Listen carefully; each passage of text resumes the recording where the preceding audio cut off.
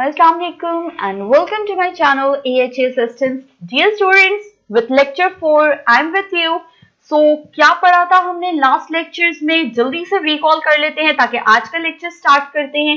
तो last lectures में हमने इकोनॉमिक्स के बारे में पढ़ा, micro and macro economics, positive normative economics, resources, scarcity, choices, opportunity cost, production possibility frontier. और इन सब के बाद आज हमारा जो टॉपिक अंडर डिस्कशन है that is law of increasing cost और डिमिनिशिंग रिटर्न. ठीक है, अब क्या होता है law of increasing cost, diminishing return, ये तो मैं आपको आगे चल के बताऊंगी.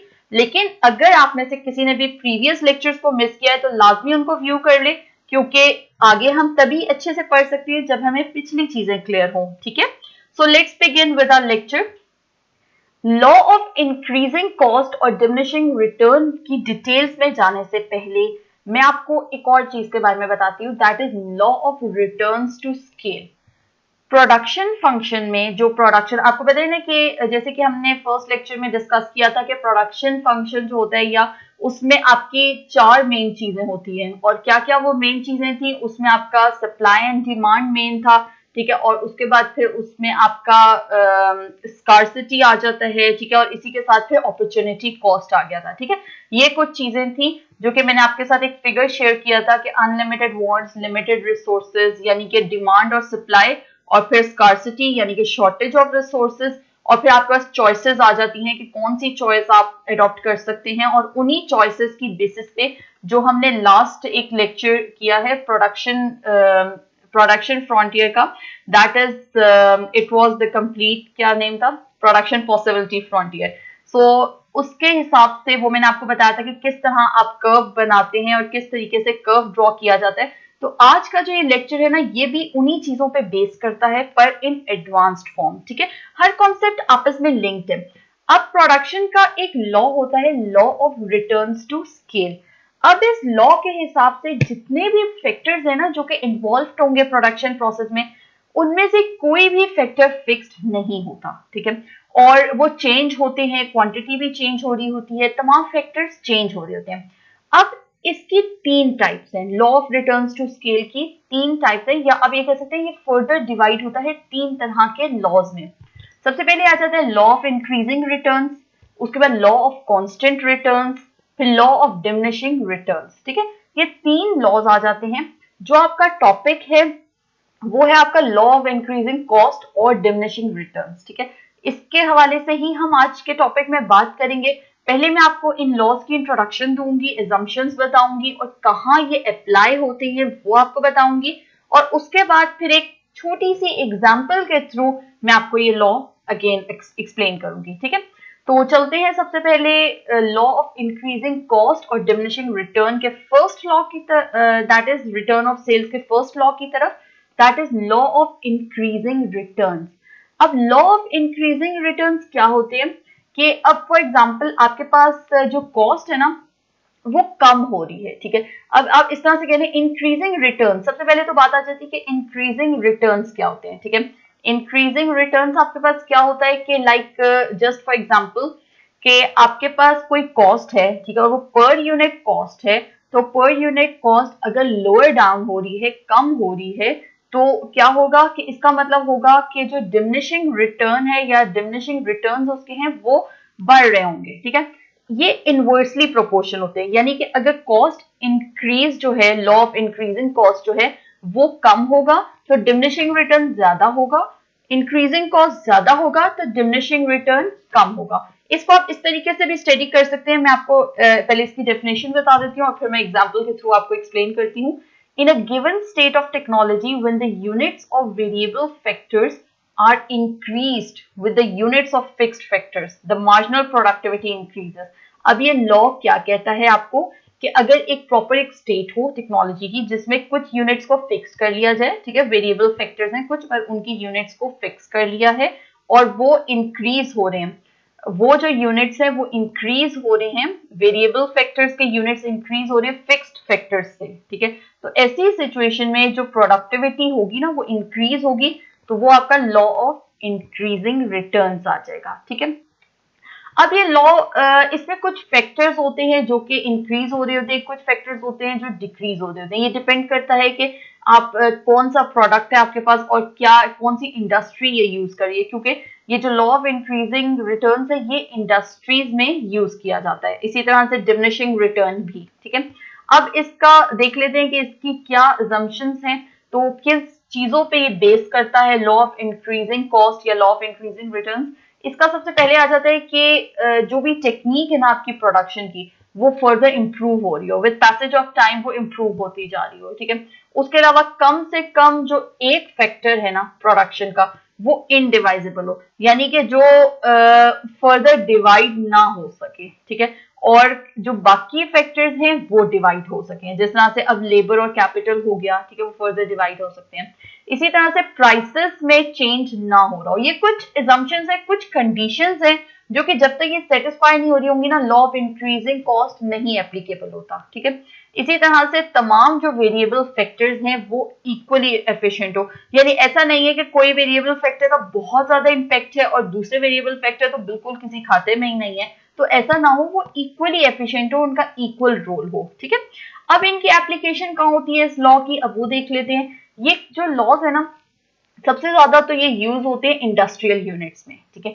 इंडस्ट्रियल यूनिट्स में यूज होते हैं जिस तरह से ह्यूमन फैक्टर्स हैं जहां पर ज्यादा इन्वॉल्व हो नेचुरल की निस्बत, ह्यूमन फैक्टर्स जिसमें लेबर आ जाता है, ठीक है, वो ज्यादा इन्वॉल्व हो as compared to natural factors, ठीक है। और इसके अलावा जाहिर है वहां पर लार्ज स्केल प्रोडक्शन हो रही हो, ऐसी जगहों पे law of increasing cost apply होता है, ठीक है। अब इसके बाद जो सेकेंड लॉ है ना लॉ ऑफ कॉन्स्टेंट रिटर्न, इसको जल्दी से डिस्कस करते हैं क्योंकि ये आपका टॉपिक में नहीं इंक्लूडेड, लेकिन जब हम फर्स्ट और थर्ड लॉ पढ़ रहे हैं तो बीच वाला लॉ क्या है वो आपको पता होना चाहिए, ठीक है।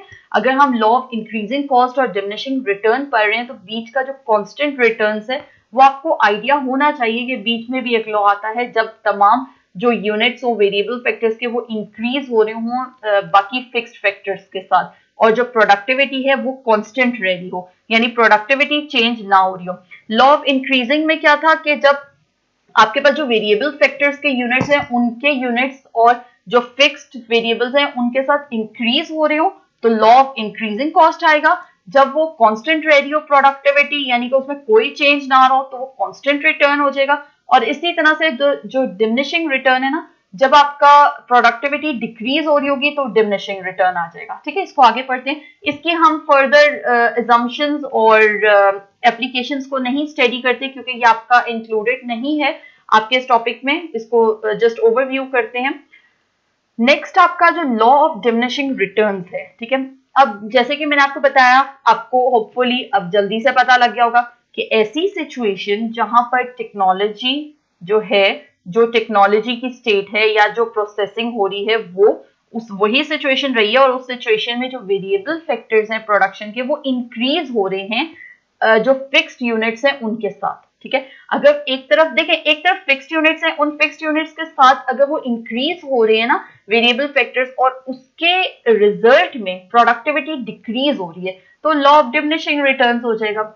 डेफिनेशन तीनों लॉज के सूरत में सेम रहेगी, सिर्फ फर्क क्या पड़ेगा कि एक में मार्जिनल प्रोडक्टिविटी इंक्रीज हुई तो लॉ ऑफ इंक्रीजिंग कॉस्ट हो गया, डिक्रीज हुई तो लॉ ऑफ डिमिनिशिंग रिटर्न्स हो गया, ठीक है। इसकी कुछ assumptions है और इसकी assumptions में क्या है कि जो कैपिटल और लेबर है वो वेरिएबल फैक्टर्स होते हैं, प्राइसेस इसमें फैक्टर्स की चेंज नहीं होती, तमाम वेरिएबल्स इक्वली एफिशिएंट है जैसा हमने पहले पढ़ा, और जो प्रोडक्शन की टेक्निक्स है उनमें भी कोई चेंज नहीं आ रहा और ना ही जो फिक्स्ड फैक्टर है प्रोडक्शन का उसमें कोई चेंज आ रहा है, ठीक है। इसकी एप्लीकेशंस कहाँ होती हैं ये देख लेते हैं जल्दी से। तो इसकी एप्लीकेशंस उन जगहों पे होती हैं जहां पर जो नेचुरल फैक्टर्स है ना उनका रोल ज्यादा हो।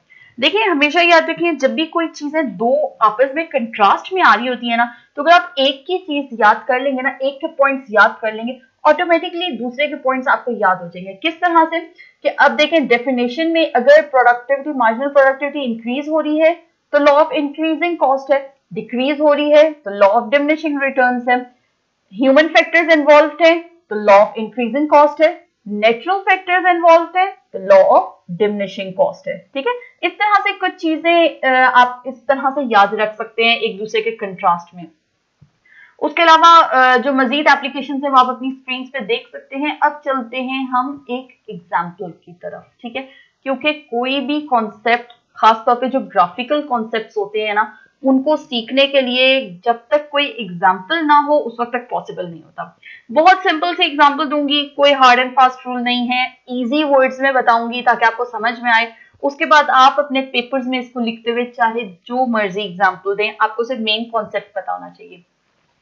अब देखिए, अब यहाँ पर ये जो आपका फिगर है, ठीक है, इसमें एक तरफ है जैकेट्स पर डे और दूसरी तरफ है units of labour per day, ठीक है।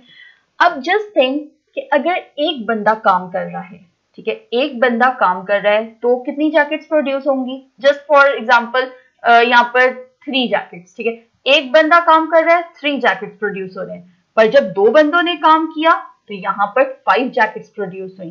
3 बंदों ने काम किया तो यहाँ पर क्या हुआ? 7 जैकेट्स प्रोड्यूस हुई। यानी कि जब जो फिक्स्ड है ना, फिक्स्ड कॉस्ट, जो फिक्स्ड वेरिएबल्स है उनके साथ जो वेरिएबल कॉस्ट, जो वेरिएबल फैक्टर्स इंक्रीज हो रहे हैं, तो इसका क्या मतलब है कि ये मार्जिनल रिटर्न्स इसका इंक्रीज हो रहा है, यानी कि प्रोडक्टिविटी बढ़ रही है, ठीक है, प्रोडक्टिविटी बढ़ रही है। तो इसका मतलब क्या हुआ कि लॉ इंक्रीजिंग कॉस्ट हो गया, ठीक है। अब इसी के अगर हम दूसरी साइड पे देखें तो डिमिनिशिंग मार्जिनल रिटर्न्स आप फिगर में देख सकते हैं, ठीक है। अच्छा, जैकेट्स के अलावा एक और मैं आपको अच्छी सी एग्जांपल देती हूँ, ठीक है, और वो एग्जांपल सबसे बहुत इजी सी एग्जांपल है कि अब एक इकोनॉमी है और उसने ना 2 चीजें प्रोड्यूस करनी है, एक तो कार्स प्रोड्यूस करनी है, ठीक है, और एक ऑरेंजेस। अब ये 2 चीजें, अगर जितनी भी उसके पास रिसोर्सेज हैं वो सारी यूज कर लेता है ऑरेंजेस प्रोड्यूस करने में, तो जाहिर है कोई पीछे बचेगी ही नहीं रिसोर्स के कार्स प्रोड्यूस की जाए, ठीक है। और इसी तरह से जो उसका आउटपुट होगा वो एक्स नंबर ऑफ ऑरेंजेस हो जाएगा तो 0 नंबर ऑफ कार्स हो जाएगा। इसी तरह से अगर वो सारी रिसोर्सेज कार्स बनाने में यूज कर ली जाती हैं तो ऑरेंजेस 0 रह जाएंगे, ठीक है। इस तरह से ये जो इन दोनों एक्सट्रीम्स की दरमियान जो सिचुएशंस है ना, वो हम पहले हमने किसमें स्टडी की? पॉसिबिलिटी फ्रंटियर में स्टडी की, ठीक है, प्रोडक्शन पॉसिबिलिटी फ्रंटियर में। उसी चीज से लिंक्ड है अब ये लॉ ऑफ इंक्रीजिंग और डिमिनिशिंग कॉस्ट, ठीक है। होप सो कि ये आपको थोड़ा सा कॉन्सेप्ट क्लियर होगा कि जब आपकी मार्जिनल प्रोडक्टिविटी इंक्रीज हो रही है वेरिएबल्स के इंक्रीज होने से, तो आपकी जो लॉ ऑफ इंक्रीजिंग कॉस्ट है, ठीक है, और अगर डिक्रीज हो रही है तो डिमिनिशिंग रिटर्न्स है, ठीक है। एक और फिगर मैं आपके साथ शेयर करती हूँ, उससे भी थोड़ा सा आइडिया हो जाएगा। अच्छा, एक चीज और, जब डिमिनिशिंग रिटर्न ज्यादा हो रहा हो, ठीक है, डिमिनिशिंग रिटर्न आ रहा हो, उसका मतलब ये कि प्रोडक्टिविटी डिक्रीज हो रही है, और जाहिर है अगर प्रोडक्टिविटी डिक्रीज हो रही है तो जो ओवरऑल फंक्शन है वो तो इफेक्टिव नहीं हुआ, ओवरऑल जो प्रोसेस है वो इफेक्टिव नहीं हुआ। इसलिए जब डिमिनिशिंग रिटर्न्स बढ़ रहे हो तो उस वक्त ऑन द स्पॉट उस प्रोसेस को रोक देना ही बेहतर होता है, अदरवाइज फिर नेगेटिव रिटर्न्स आना शुरू हो जाते हैं। नेगेटिव रिटर्न्स का क्या मतलब है कि फिर लॉस में जाने लग जाता है पूरा प्रोसेस, ठीक है। स्टार्टिंग में आपका प्रोडक्टिव है, यानी कि आप जो मार्जिनल प्रोडक्टिविटी है वो इंक्रीज हो रही है, तो दैट्स गुड, वो प्रोडक्टिव है प्रोडक्ट। लेकिन जहां पॉइंट आया डिमिनिशिंग रिटर्न्स का कि डिक्रीज होना शुरू हुई मार्जिनल यूटिलिटी या आप कह सकते हैं कि प्रोडक्टिविटी, तो उस वक्त वहां पर उस प्रोसेस को स्टॉप कर देना ही ज्यादा बेहतर होता है, बजाय इसके कि वो नेगेटिव रिटर्न्स की तरफ चला जाए। होप सो आपको ये सारी इंफॉर्मेशन क्लियर होगी। साथ ही साथ जो इसका जो यूज है, जो ऑपरेशन है इसका, जो ऑपरेट करता है वो इंडस्ट्री लेवल पे ऑपरेट करता है। और इंडस्ट्री लेवल पे क्या होता है कि चूंकि मशीनरी होती है बहुत बड़ी बड़ी, ठीक है, तो उस हवाले से इसका बहुत ज्यादा स्कोप है इन दोनों लॉज का। लॉ ऑफ इंक्रीजिंग कॉस्ट और डिमिनिशिंग रिटर्न वहां पर बहुत ज्यादा वैल्यू रखता है लार्ज स्केल पे।